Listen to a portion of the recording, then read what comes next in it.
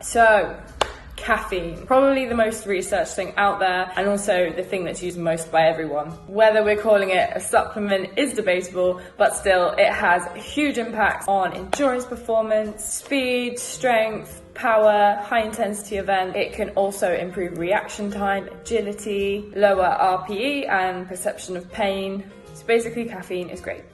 That being said, there is a lot of misconception about how caffeine actually works. A lot of the early research and a lot of what this industry seems to have held on to for dear life is that caffeine works by mobilizing fats. And by mobilizing fats, we use less glycogen. However, research now has shown that that's not actually how it works. So even when you take really low doses of caffeine that don't do anything to the fats, we still have improvements in performance.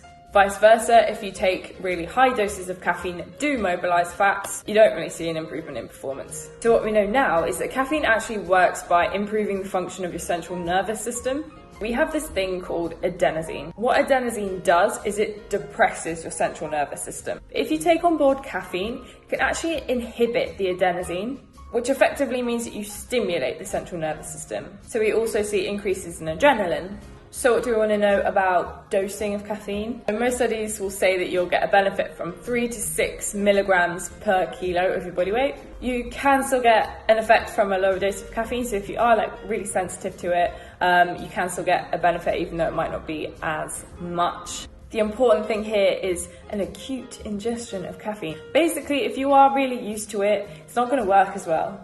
One study habituated people to caffeine, and after the end of the 28 days, their performance was absolutely no different to the placebo group. So basically, they got used to it and it didn't work anymore. So if you're really looking for that performance improvement, maybe try and limit your intake. Also want to take caffeine 60 minutes before you train. Caffeine can improve your performance by 16%. Because it is so strong, if it is in other supplements, it can often override the effects of the other ingredients. So that is something to bear in mind if you are combining supplements or perhaps taking a supplement that has lots of ingredients in it.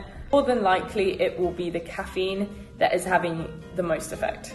On a final note, if you're an athlete that is wanting to take on board caffeine, it's probably not going to be the best idea to have coffee if you depend on power to weight ratio. You don't want to be carrying around that extra fluid. You might benefit from getting caffeine in from a more concentrated source like caffeine powder or caffeine tablets.